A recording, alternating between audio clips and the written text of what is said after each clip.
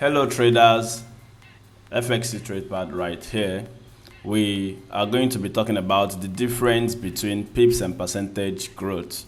We suggest you risk 1 to 2% risk per trade. So in this example, we have 4 different trades, and in these 4 different trades, we have the same risk and reward ratio, and at the same time we are risking the same 2% of our account.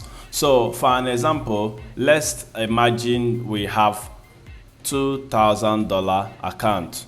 $2,000 account, the 2% risk is going to be $40 per trade. So that means we are going to be risking $40 for this trade, $40 for this trade, $40 for this trade, and $40 for this trade.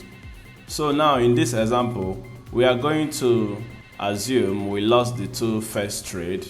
So the first 2 trade, we lost the first 2 trade, and the last 2 trade, we won the last 2 trade.